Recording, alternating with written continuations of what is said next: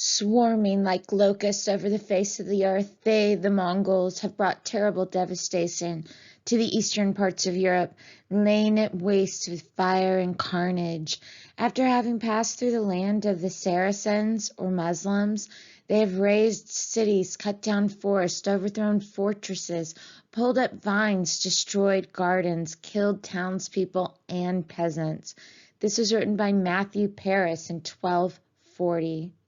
The Mongols of Central Asia marched across much of Eurasia throughout the 13th century, leaving devastation and chaos in their wake. The reputation of the Mongols for slaughter spread even further than their actual conquests.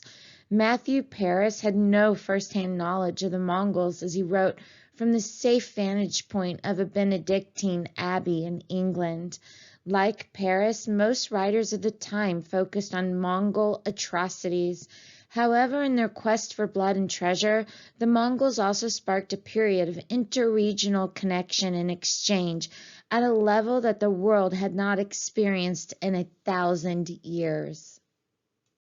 In the 12th century, the Mongols were multiple clans of pastoral nomads who herded goats and sheep, and who were also hunter and foragers north of the Gobi Desert in East Asia. Life on the arid Asian steppes was harsh, and it shaped the Mongol culture. The Mongols expected everyone, male and female, to become skilled horse riders, and they highly valued courage in hunting and warfare. They were surrounded by hostile other tribes, and as a result became increasingly more warlike. The Mongols coveted the relative wealth of tribes and kingdoms that were located closer to the Silk Roads and had easier access to luxury goods such as silk clothing and gold jewelry. Genghis Khan was originally named Temujin, and he was born in 1162. He spent his early life struggling, and then in his early 20s he started creating a series of tribal alliances and defeating neighboring groups one by one. He formed key friendships and married his oldest son to the daughter of a neighboring Khan to gain more power. Temujin was intensely focused on building power. With this focus, he sometimes appointed talented non-family members to positions over family members. He was also often ruthless. For example, he killed his own stepbrother. He considered personal loyalty the best way to run his growing kingdom. In 1206, Temujin gathered the Mongol chieftains at a meeting called a Kurultai, where he was elected Khan of the Mongolian kingdom. He took the name Genghis Khan, or ruler of all. So this is a quote by Genghis Khan, which shows just how sweet and cuddly he was. He said this: "The greatest joy for a man is to defeat his enemies, to drive them before him, to take from them all they possess, to see those they love in tears, to ride their horses, and to hold their wives and daughters in his arms." Yeah, real sweetheart. In 1210, Genghis Khan and his troops headed east and attacked the powerful Jin Empire, which had been established by the Jurchens a century earlier and now ruled Manchuria, Inner Mongolia, and northern China. Its capital was the city of Zhongdu, present-day Beijing. Genghis Khan earned his reputation as a terrifying warrior during this campaign. Anyone who resisted him was brutally killed in retribution. Sometimes the Mongols wiped out the civilian populations of entire towns after defeating their armies. Stories of Khan's brutality spread in advance of his westward campaigns, inducing some leaders to surrender before an attack. In 1219, Khan conquered both Central Asia and the Islamic Empire further west. By 1227, Genghis Khan's kingdom reached from the northern China Sea to eastern Persia. Genghis Khan's empire would not have been possible without the skilled and fearsome soldiers under his command. Mongolian soldiers were strong riders and proficient with the short bow. They were also highly disciplined, and Genghis Khan developed an efficient command structure. To help with communication between units, a messenger force was created whose members rode for days without stopping, even sleeping on their horses while continuing to ride. With the help of Genghis Khan, the Mongolian armies developed special units that mapped the terrain so that they were prepared against attacks and knew which way to go to attack their enemies. Their military strategies extended to surprise and craft. For instance, Mongol forces frequently deployed a band of warriors smaller than that of their enemy, retreating in feigned defeat. Usually enemy forces pursued the retreating Mongols, who then amassed larger forces to confuse and outflank the enemy. They also, by the way, were the first to use biological warfare, where they would use siege weapons to fling diseased bodies over city walls. When coming upon an enemy settlement, Genghis Khan sent a small group ahead to ask for surrender. If the enemy refused, he killed all the aristocrats. Craft workers, miners, and others with skills such as the ability to read and write were recruited for the Mongol Empire. Others were used as laborers for tasks such as carrying looted goods back to the Mongol capital or as fodder in the front lines of battles. Mongols quickly incorporated into their military the weapons and technology of the peoples they conquered. For example, when they conquered parts of China and Persia, they exploited the expertise of captured engineers who knew how to produce improved siege weapons, such as portable towers used to attack wall fortifications and catapults that hurled stones and other objects like diseased bodies. To keep contact with the far reaches of the empire, Genghis Khan created a type of pony express, except instead of carrying written letters, riders carried oral messages. The Mongolians will create the largest land empire in world history, yet they never exported their own culture. As you can see, this is an extensive area of conquest, and everywhere they went, they seemed to adopt some of the culture that existed in China. They adopted Chinese traditions. In Persia, Persian traditions. And as they moved along, they adopted Islam as they got closer to it. In Russia, they never really ruled directly. They just looted and took tribute money. Yet they left their imprint on Russia as well, and they made it all the way to the Black Sea. Right here, if they had taken this area right here, that would have been the end of Europe. That is the major trade route for them. But in the end, they were stopped by two things: inner conflict back home and the Black Plague or bubonic plague. Those who expected Genghis Khan to govern the way he had made war were surprised. The period of Eurasian history between the 13th and the 14th century is often called the Pax Mongolica, or Mongolian Peace. Genghis Khan established the capital of his empire at Karakorum, near the center of what is now the modern country of Mongolia. In constructing the city and establishing his government, he consulted with scholars and engineers of Chinese and Islamic traditions. Genghis Khan may have been responsible for more new bridges than any other ruler in history. The social policies of Genghis Khan were liberal for the day. For example, he instituted a policy of religious tolerance throughout the empire, which was unusual in the 13th century. Freed from years of warfare, Genghis Khan's soldiers took charge of protecting the Silk Roads, making them safe for trade and ushering in a third golden age of the Silk Roads. New trade channels were also established between Asia, the Middle East, Africa, and Europe. Those who survived the conquest by the Mongols and their descendants benefited from the reinvigoration of trade routes that had not been heavily used since the days of the Roman and Han empires. 3 of Genghis Khan's grandsons set up their own khanates, further expanding the empire into Asia and Europe. With each conquest, the empire expanded, with new people absorbed into its economy and networks of exchange. In 1236, Batu, the son of Khan's oldest son, led a Mongolian army of 100,000 soldiers into Russia, which at the time was a loose network of city-states and principalities. Batu's army, which came to be known as the Golden Horde, marched westward, conquering the small Russian kingdoms and forcing them to pay tributes. In 1240, the capital city of Kiev was looted and destroyed. The Golden Horde continued pushing westward. An initial period of sympathy for the Mongols based on religious toleration and promotion of trade evaporated when Western Europe saw the Golden Horde conquer a Christian region, Russia.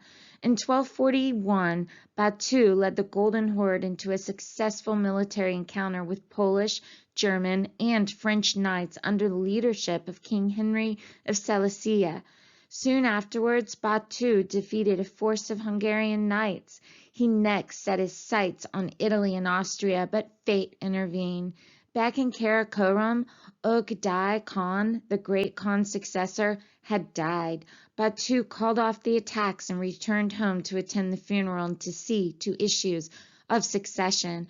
By the time Batu returned to Europe, he had apparently lost interest in conquering Western Europe. The Mongols ruled northern Russia by working through existing Russian rulers who sent regular tributes. The Mongols chose this form of indirect rule because they did not want to live in the forests. The rulers of the city-state of Moscow began collecting additional tributes, which they set aside to develop an army to resist the Mongols, and began building an anti-Mongol coalition among Russian city-states. This coalition, under Moscow's leadership, rose up against the Golden Horde and defeated it in 1380 at the Battle of Kulikovo. After this battle, Mongol influence began to decline. By the mid-16th century, Russia defeated all the descendants of the Khans of the Mongols except for the Crimean Tatars, who were not defeated until the late 18th century. The Mongols had a long-lasting impact on Russia.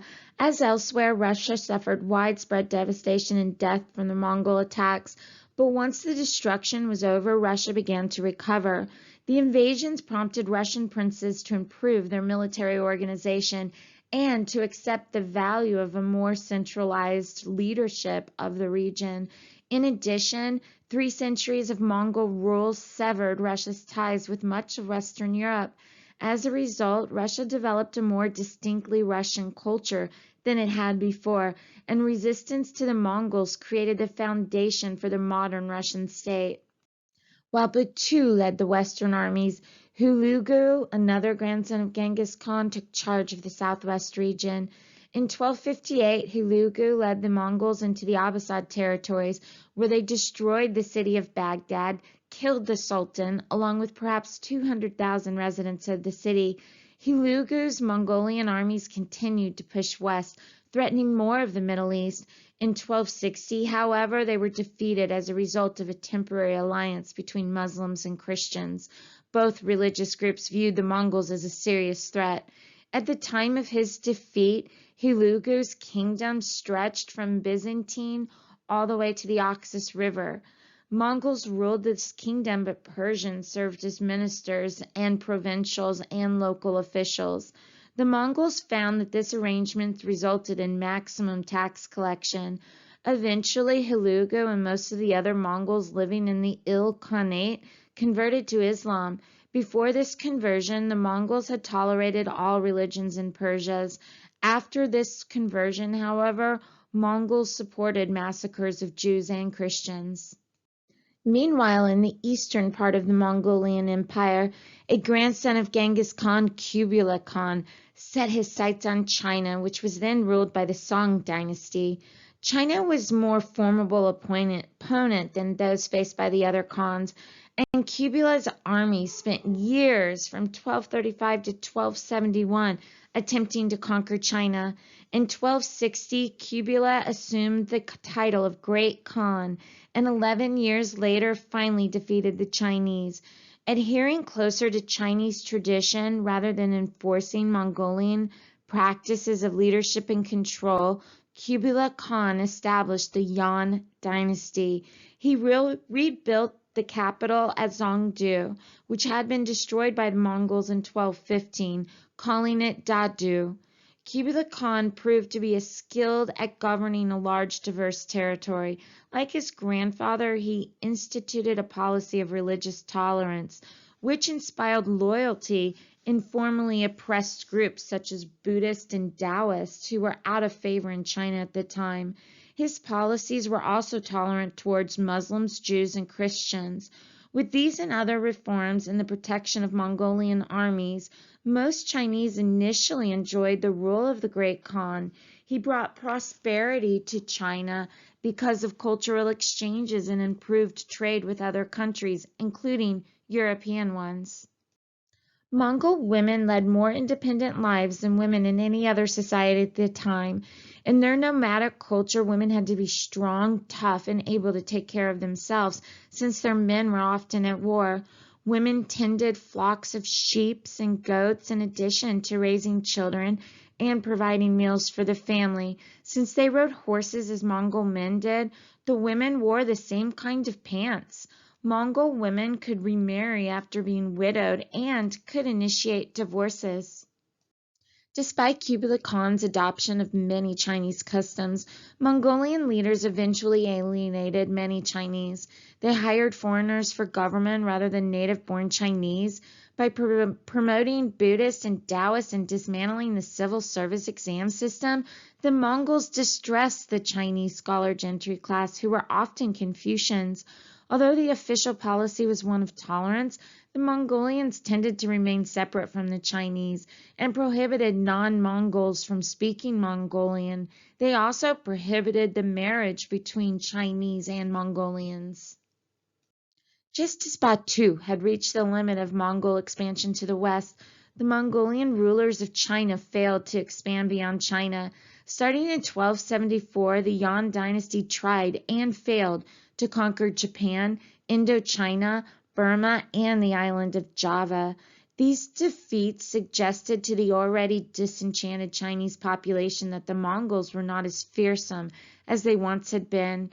In 1350s, the secret White Lotus Society began quietly organizing to put an end to the Yuan dynasty. In 1368, Zhu Yangsheng, a Buddhist monk from a poor peasant family, led a revolt that overthrew the Yuan dynasty and founded the Ming dynasty. The Mongols' defeat in China paralleled a general decline in their power elsewhere, and the empire began to shrink. The Golden Horde had lost its territory by 1369, while Central Asian territories were conquered by Tamerlane, also known as Timur the Lame, at around the same time. In conclusion, the Mongolian invasions played a key role in history in many ways, both positive and negative. They conquered a larger area than the Romans, and their bloody reputation was usually well-deserved. But they also brought in a period of peace and interregional cultural exchange as well. They issued a time of religious tolerance so all the religions could share their different innovations and improved communication as well. The Mongol conquest did help transmit the fleas that carried bubonic plague. The Mongols ruled successfully due to their understanding of centralized power, and their fighting techniques led to the end of Western Europe's use of knights in armor. The era of the walled city in Europe also came to an end, as walls proved useless against Mongol siege technology. It is without a doubt that this is one of the most important empires within world history. Don't forget to check out the last slide, children. I wonder what the test question will be for this unit.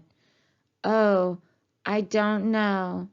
I would be shocked if it was long-term impact of the Mongolian invasions.